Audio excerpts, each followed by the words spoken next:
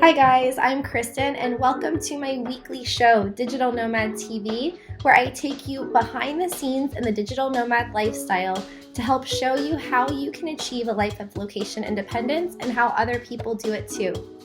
Today we're doing something a little bit different as this is the first episode in my new series that I'm calling Badass Digital Nomads, which is essentially having conversations or me interviewing really cool people who have been successful at transitioning from a very traditional, conventional lifestyle to becoming self-made digital nomads, either remote employees or online entrepreneurs or solopreneurs or small business owners, and people who have created the life that they want for themselves so that they can work and live from anywhere in the world. So our first guest on the show this week is Tom Kuegler, who is a Medium blogger, and he's going to talk with us about how he went from college into being a freelance writer, how you can make money freelancing, how you can make money blogging, and how you can grow your audience online.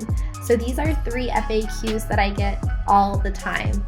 Tom actually came across my radar a couple years ago, and he was a brand new blogger on Medium, and he basically had 0 followers. But I could tell that he was very smart and that he had something special. So I started following his writing, and I've since seen him grow from like 0 followers to 25,000.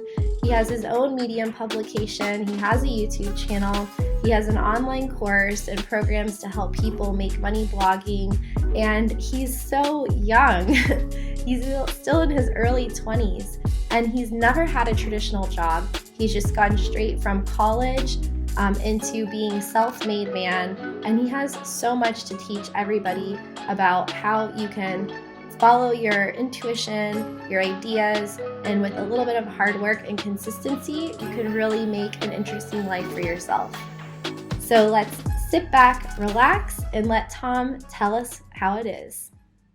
Welcome to another episode of Digital Nomad TV, and this week I am so excited for you guys to hear from Tom Kuegler, who's one of my favorite bloggers on Medium, and he's one of the top writers in like 10 categories in travel, in life lessons, in entrepreneurship, and he doesn't know this. I actually haven't told him this yet, but I came across his writing like 2 years ago on Medium, back before he was even a digital nomad, I think. And I think it was because the Medium algorithm is so good. Like I had just created an account on Medium and it was feeding me Tom's writing, and he probably had like no followers back then. But I was like, oh, this guy I like what he's saying. He's very smart.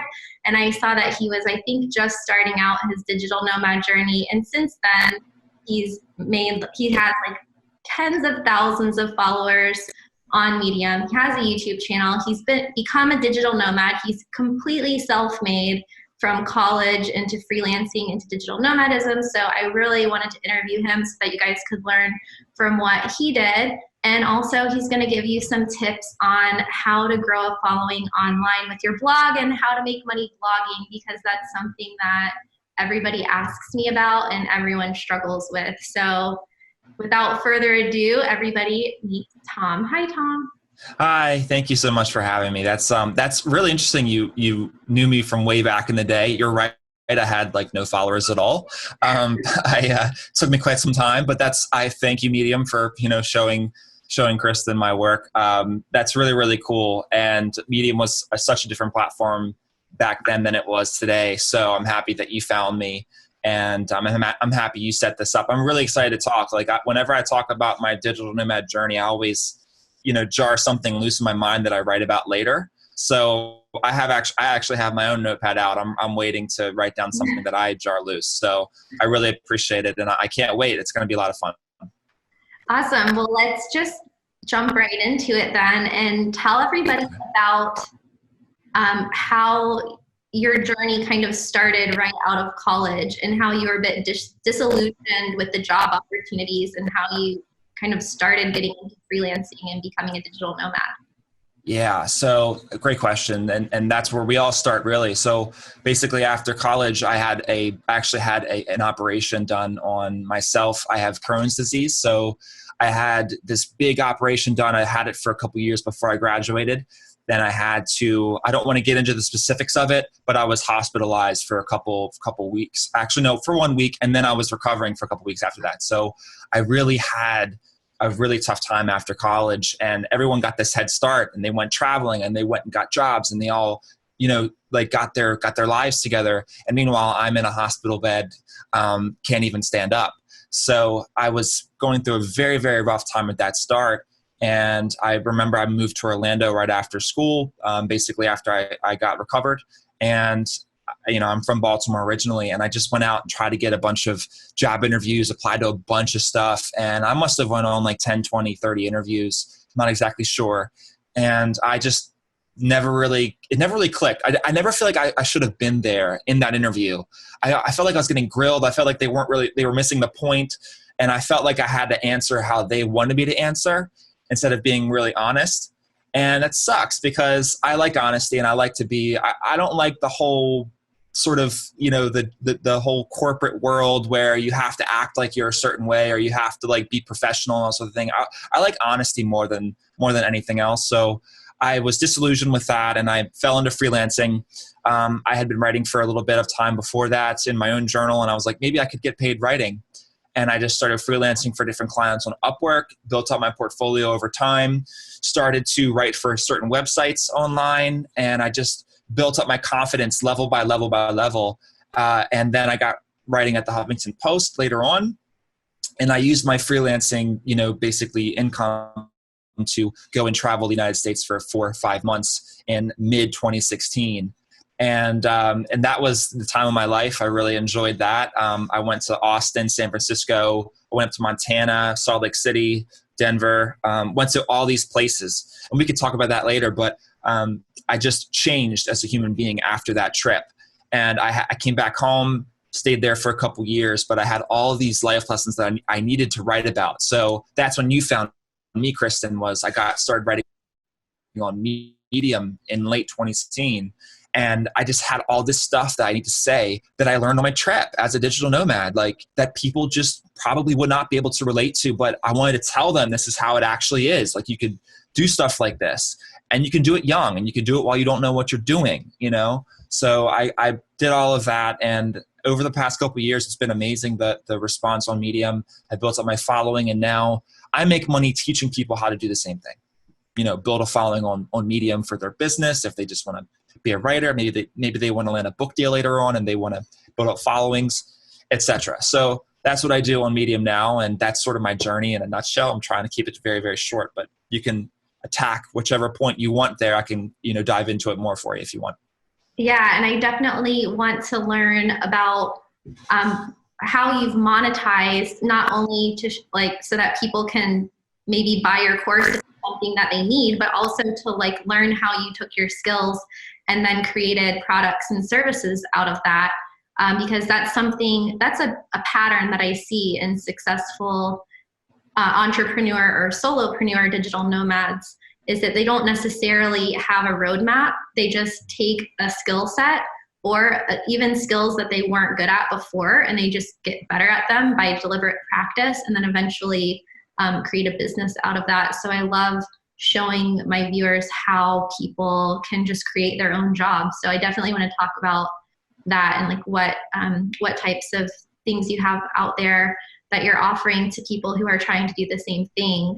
But first, let's dive a little deeper into your story. So what was there an aha moment or epiphany where you were out on the road in the US and you were like, this is it? Because I know in my own situation, I think it took me a few years before I was really confident that I was doing the right thing. I always had a backup plan. If this doesn't work out, I'll go back to the US.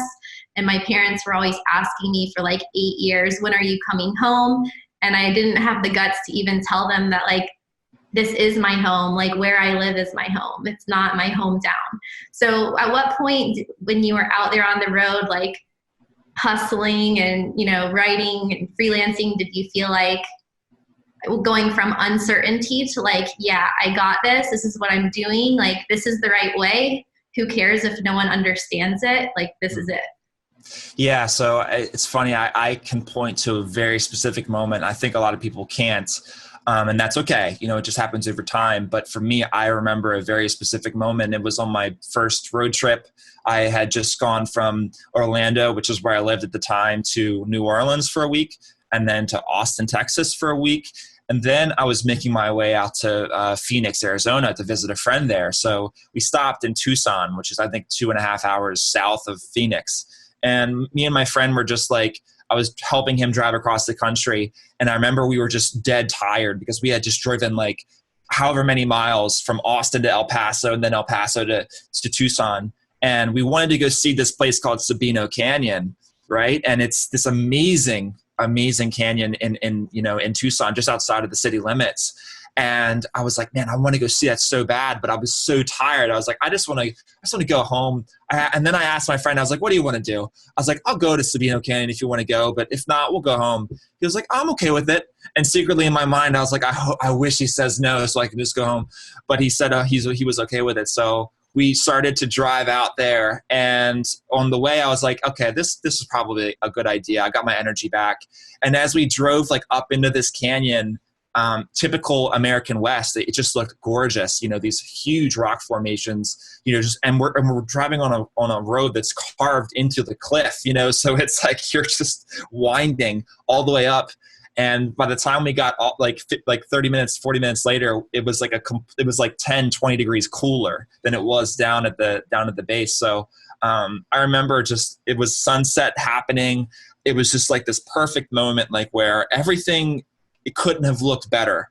A lot of people were there, like sitting on top of like the rocks and stuff, just watching the sunset. And I remember at that moment, I was like, wow, I am just out here in the middle of nowhere. I'm here because I wanted to be here. I'm here because I took the steps to get here. And if I didn't have the gumption to do this myself, I'd be sitting at home in Orlando. And I just had this like epiphany where it was like, I am never going to go back. You know, like I don't care what happens. I'm unemployable.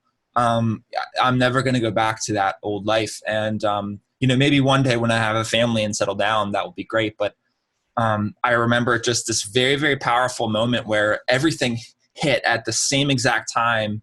The sunset, where I was, this new adventure feeling, like it was amazing. So that was the moment where, and it doesn't even have anything to do with anything that I did professionally. You know, in my freelancing life, I just felt this like, yeah, this is it. So that's my. I like literally have chills right now. Just, it is powerful. Yeah. It was, I'll never forget that moment. And I have it on my Instagram, you know, that I took a picture of that time, and I said, I think my blog was called Finding Tom, and I think I was being really extra in that Instagram post. I was like, I think I found Tom here, you know? So like, I was like, yeah, I mean, that was that moment where I was searching for that, you know, and it wasn't, you know, a lot of people become digital nomads for a lot of different reasons, but I think probably one of the most similar reasons we become a digital nomad is because we're disillusioned with what a lot of other people have done. Not that they're wrong, but we're disillusioned with the way that a lot of people live their lives, and we want different. And I found it. Yeah. You know? Yeah. I have a very vivid memory of like being a freshman in college and being just so distressed, like not knowing what major I was going to pick, what I was going to do with my life, and feeling like it was like this very final decision. Like once I made this decision, there's no going back. Yeah. And I went to see my career counselor, and he made me do like a visualization. And I was like, okay, like at the time I was 18 and I wasn't really into like meditating or visualizing things. So I went along with it. And I remember in this like dingy little office on campus at UCF, he was just asking me like, what did I see myself doing when I like got dressed to go to work for the day? He's like, where are you going? Who are you going to meet with? What does your office look like? Like he really was trying.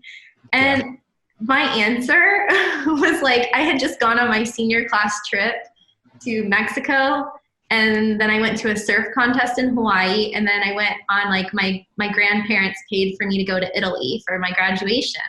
And so I was describing to him how I was working for myself and I was like sitting in a cafe in Italy drinking coffee. And like, this was before I had a laptop. Like this was 2000, the year 2000. Like there were no, I think I had a Razor phone, if that, or like a Nokia phone. Like my phone, there was no GPS, there was no Google Maps. Like, and he was just like, that's not a job. Like you sitting at a cafe in Italy, like, because you're there working for yourself. He's like, are you like a fashion buyer? Like, what are you doing? And I was like, I don't know, but that's it. So yeah. That's amazing.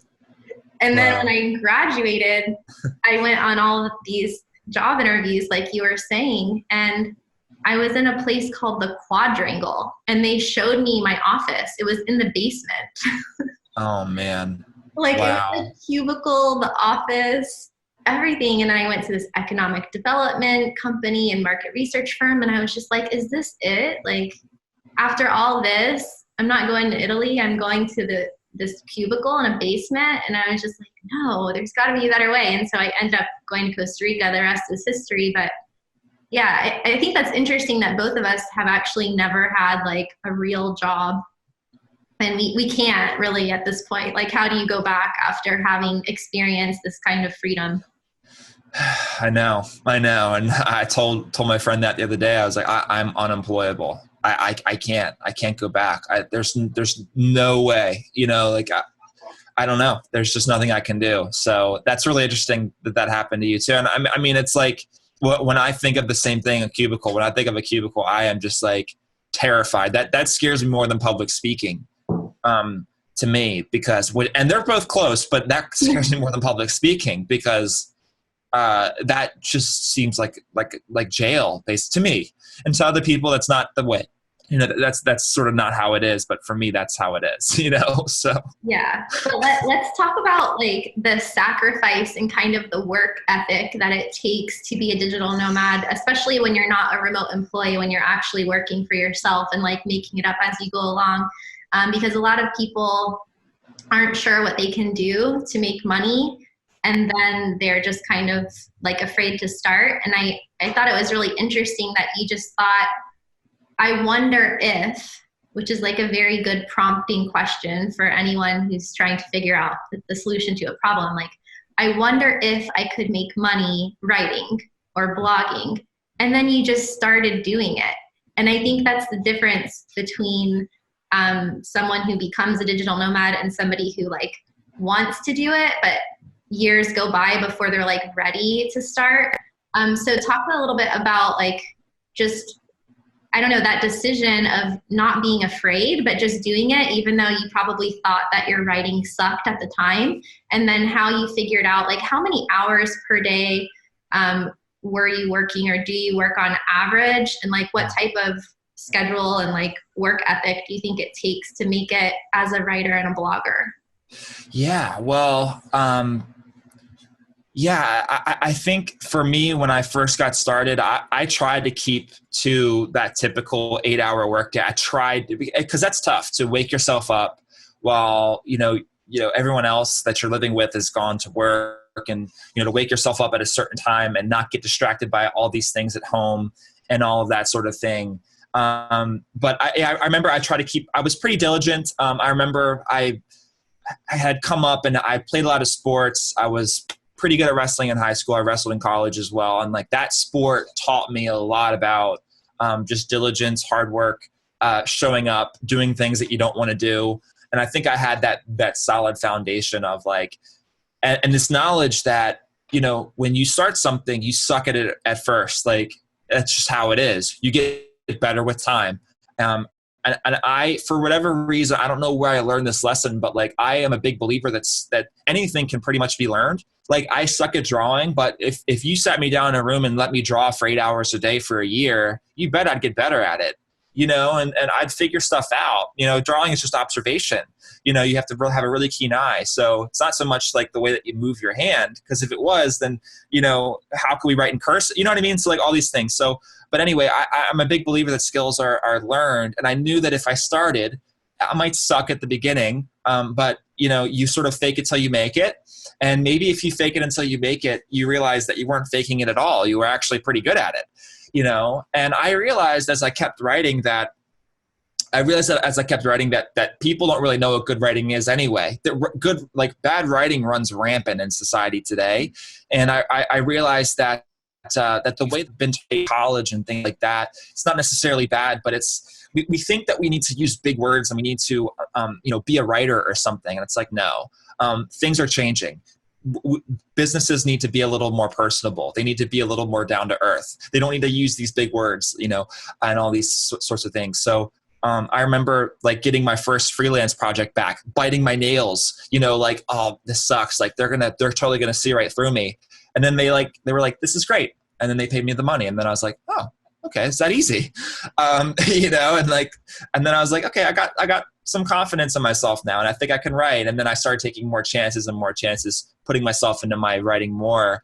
And I just built up my confidence. But that first moment of terror is okay. If you're feeling that, when you get off in your own as a digital nomad, that's okay to have that feeling. But you get better. Any skill can be learned. I believe that's just how I think of it. And as far as the workflow goes, I don't know. I just had it in me to always wake up at a certain time, work until the people that I was living with got off, and then I called it for the day. But I hope that is insightful for a couple people, and maybe encouraging for them as well. Yeah, definitely. I think that Ben Hardy, who I actually refer to him a lot because he's just so full of good advice. He's like the most read writer on Medium. I'm sure you know his work. Yes. And I'm reading his newest book right now, which is called Willpower Doesn't Work. And he talks a lot about a flexible mindset versus a fixed mindset. And it's so weird, but normal how almost everybody thinks that they can't be good at something or they can't learn something new. And it's like all of us went to school, all of us learned how to write, all of us learned how to walk, play sports. But it's like once you hit 18 or 21 or some age, a young age, when you stop going to school and kind of get out into the real world, there's some sort of, I don't know, just common assumption among everyone that it's game over. You did what you could and now this is the way it is. So I think you're very on the money when it comes to that, just having confidence in yourself. And, you can look back at even both of us are creating YouTube videos right now. And I was journaling this morning and I had this memory of how, because last night I took a DJ class, which is something I wanted to do since I was 14. But I had this memory of how my friends went to film school, and I didn't even think that I could go to film school because I didn't think I would make money in an artistic career, because everyone's business, pre-med, whatever, in that mindset. And then, I never considered myself even a creative person because I thought I wasn't good at art class in elementary school and I wasn't good at playing piano. But just playing music or just drawing or just painting doesn't mean that you're not creative at all. And I think that there's so many things that everyone could be good at with just a natural talent, but almost anything you do, even if you suck at it, you can get good with practice. So surprise yourself. And one other thing, one of the really important thing is whether you love it or not. And if you love what you're doing, which I loved writing, that solves that problem of motivation because you want to do it, because you enjoy doing it. So in a lot of ways, people are like, oh, you're crazy because you started freelance writing. You're not making that much money online and stuff. And I'm like, but I love it. I'm getting much better at it. So that solves the happiness problem, but it also solves that you have intense motivation to continue to work at it. And because of that intense motivation, because you love it, you get much better at it much quicker than what other people normally, can accomplish. So I think if you find that double whammy where it's you have some skill in it, some initial skill, and you love it, that's a powerful combination. And if you can find that with whatever you're doing, I would say you found a winner. It's just a matter of time. So if you need to, freelance a little bit and have a regular steady job, try to maintain that balance, but make no mistake, you're not far away, from actually making some significant money from it, because you'll get better. So anyway. Yeah. Can you actually, on that note, can you give us any secrets I know that you have a course, I'm not sure if it's free or not, but something on getting your first 1,000 Medium followers, which I actually need help with. Yeah. Can you give us any secrets on how you can grow your following online quickly so that you can become a syndicated writer or make money in different ways from writing?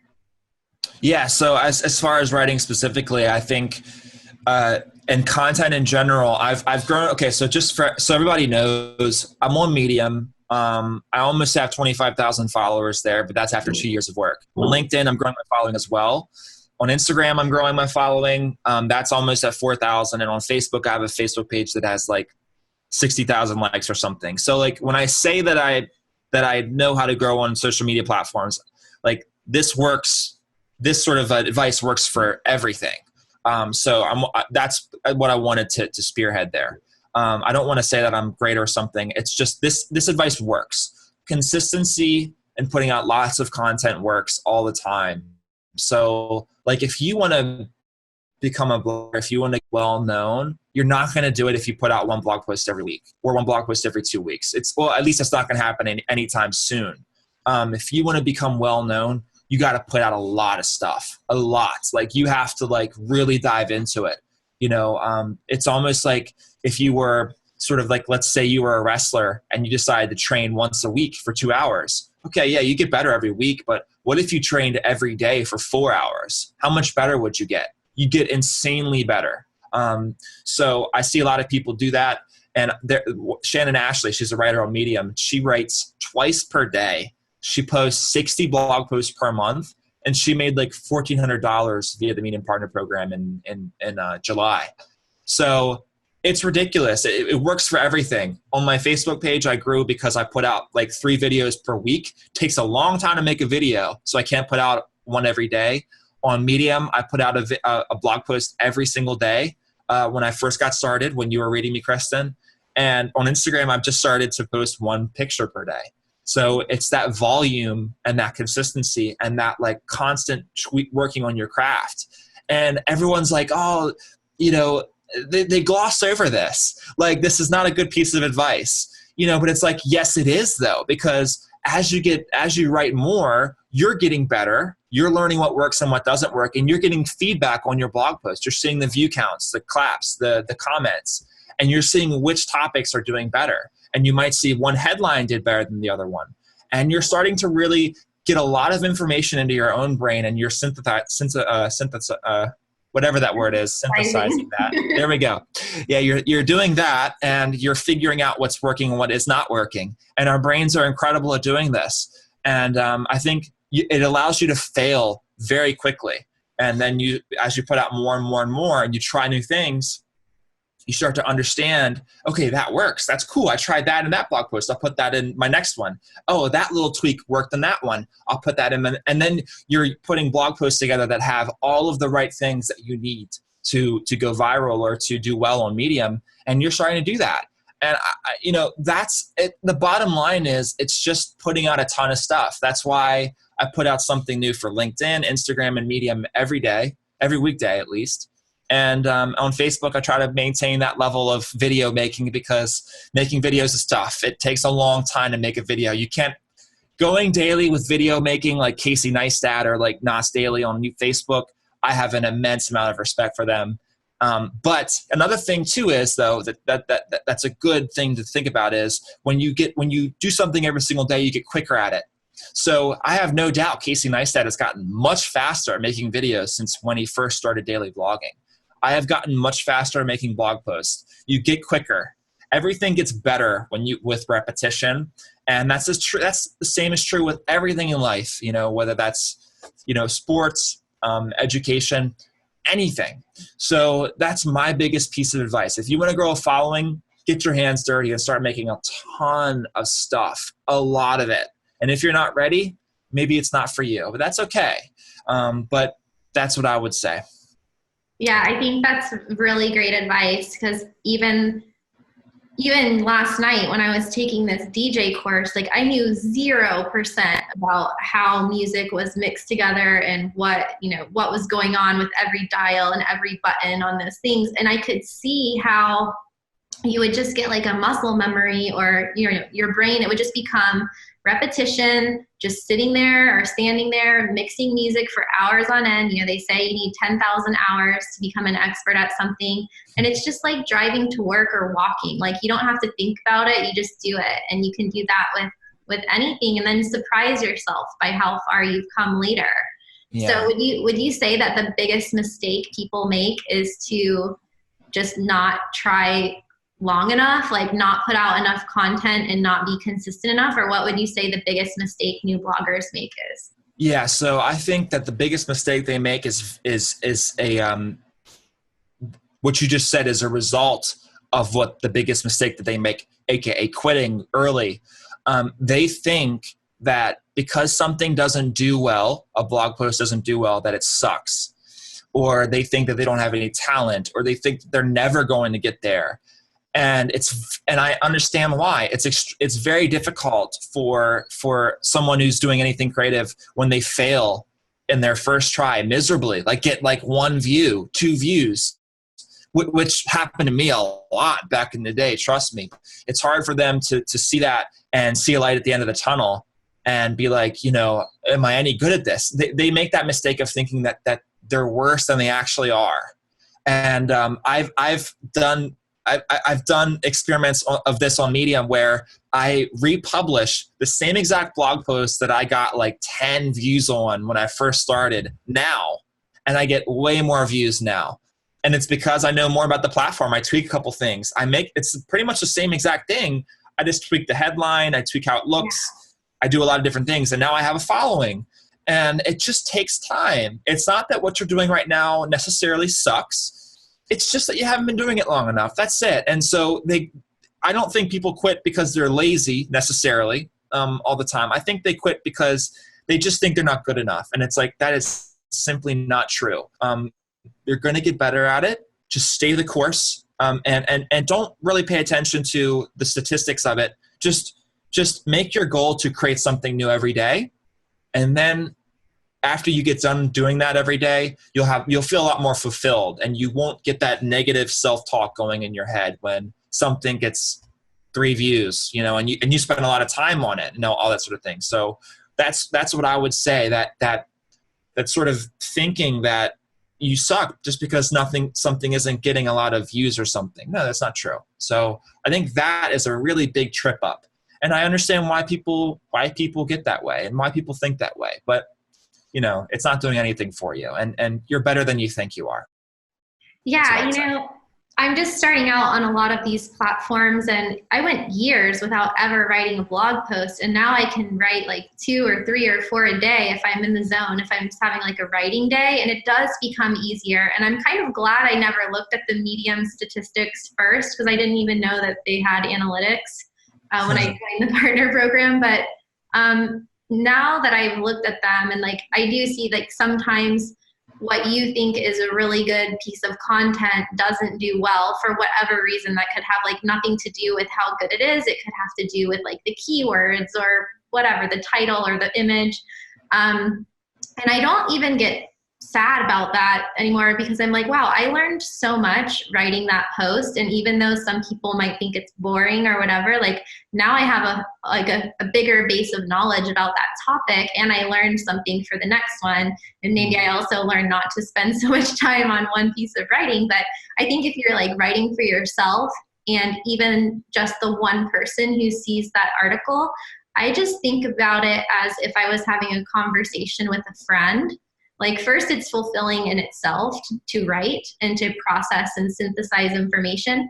But also, if you were just having a conversation with your friend and giving them advice, you wouldn't be like mad that you weren't giving advice to like 1,000 people. Like you would just want to help your friend, like just help that one person. And so that's kind of helped me. Like even when I started my YouTube channel, I had 0 subscribers, And I was like, I don't care. I'm just going to make videos. If one person sees it and one person gets something out of it, then that's enough for me. And over time, you will grow for sure.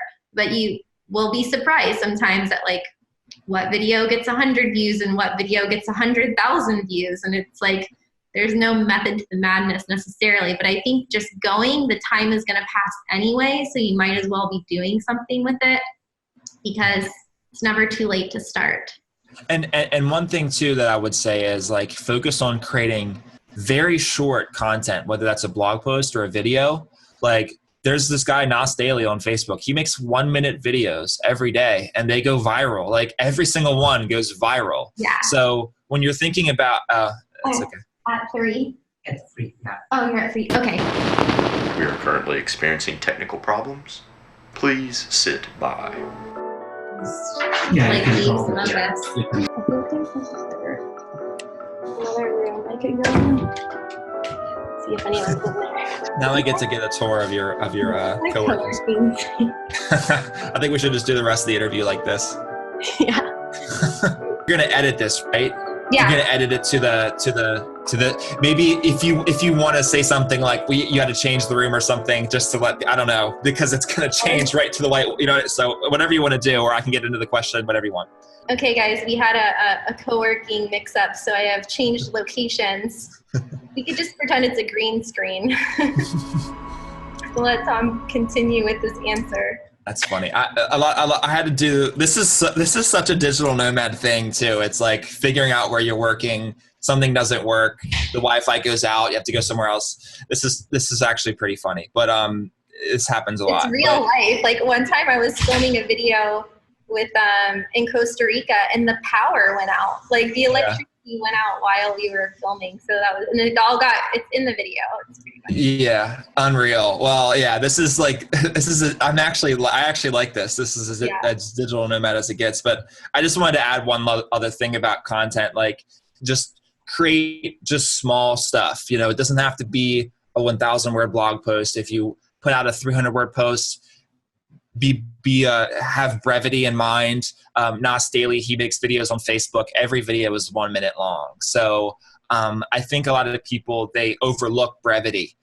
If you are short with your stuff, I made a LinkedIn status the other day that got like 70 likes. That was like 2 sentences long. So brevity can be very, very key, and it can solve that time spent problem for you. So I'm a big proponent of publishing a lot and publishing short stuff because it's good to be mindful of your readers' time and things of that nature. So that's what I would say. Yeah, especially in a time of short attention spans. But also, it's pretty cool. I think about this a lot.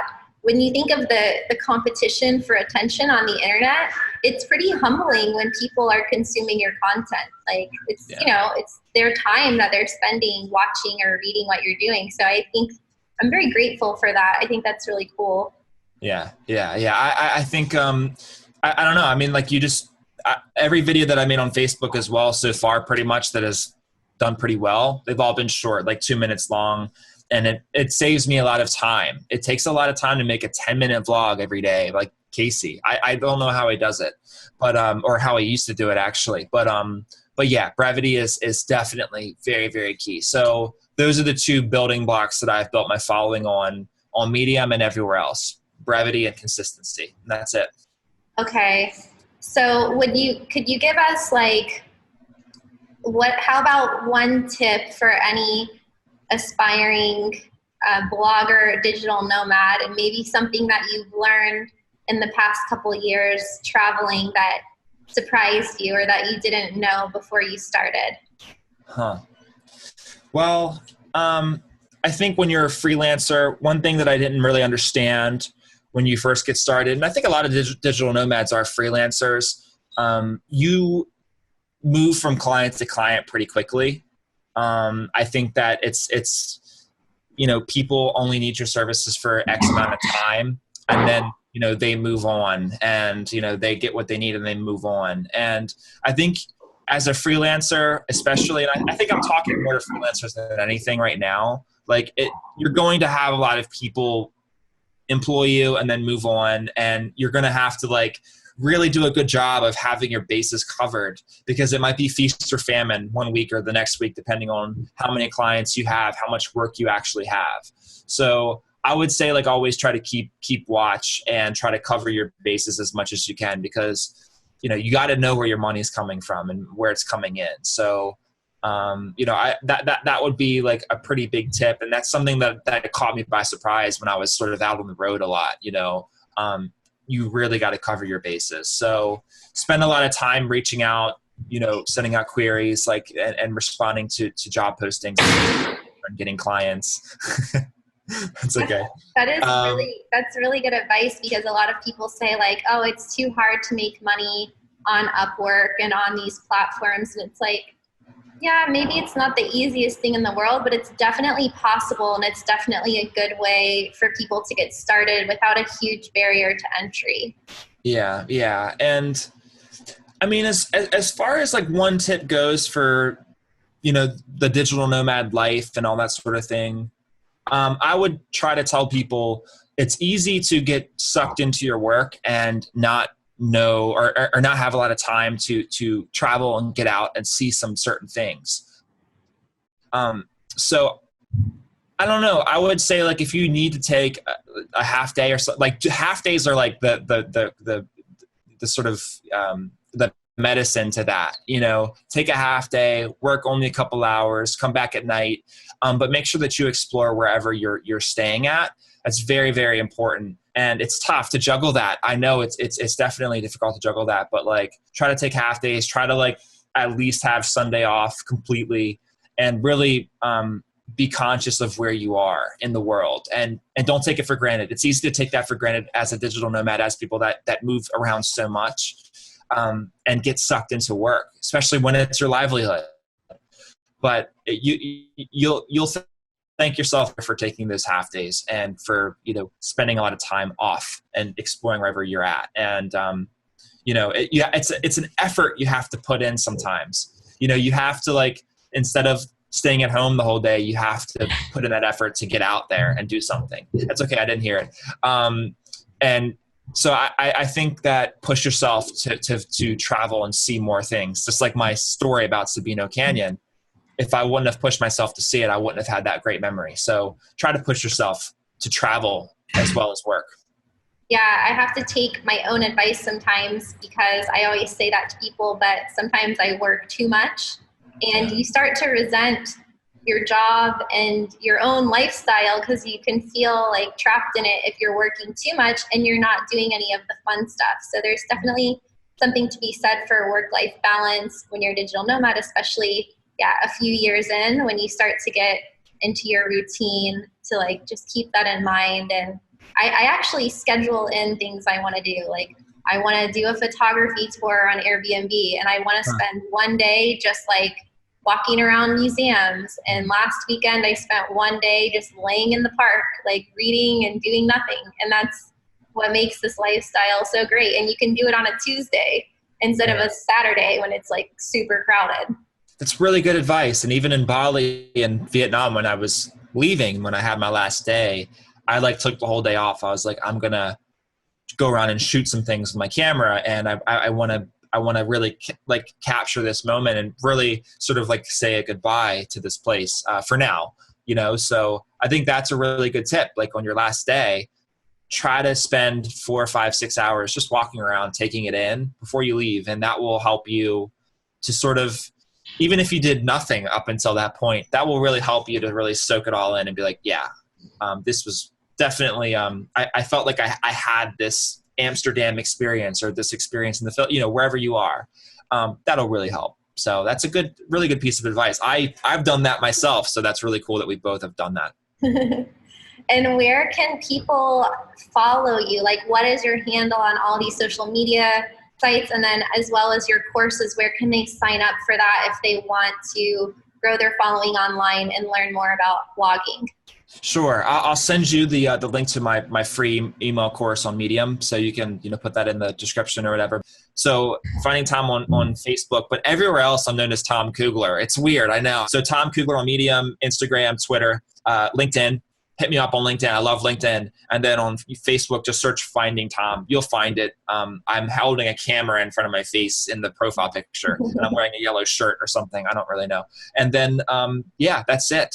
And that's where you can find me. You have the link to my Medium, my free Medium course. It's really, really cool. It'll get you started pretty quickly. And I wish everyone the best of luck if they're growing their followings everywhere. Hit me up on Instagram DMs. I don't really respond to emails too much. I'm not really great at that, but if you hit me on DMs and Instagram, I respond pretty easily to that. That's how I messaged you, I think. Exactly. Yeah, that's how we set this up. So emails and Facebook messages and all that sort of thing are like out the window. But for some reason, I don't get that much Instagram DMs. So that's how you should contact me if you need to. Cool. I'll definitely link up to everything in the description for you guys. And make sure to subscribe to both Tom and my channel so that you can learn more about the digital nomad lifestyle and how to basically rock and how to crush it with your blog and with your own lifestyle business. And we'll see you all next week. Oh, sorry, Kristin. It just tweaked out on me for a second. Yeah. Sorry. Repeat the last sentence. Just smile and wave. Bye, Kristin. Thank you so much for having me. It was a lot of fun. And just let me know when this comes out and, everything. And I had a lot of fun. It was actually really cool to see like what happened, how you had to change rooms and stuff. Totally a digital nomad thing. That makes the whole interview it has more character now. So what did you guys think of this first episode of Badass Digital Nomads? Hope you liked it. If so, give it a thumbs up and make sure to subscribe. See you next week on Digital Nomad TV. Bye. I'm in London, by the way. You can tell by the British flag in the background. Okay, I think we're done here.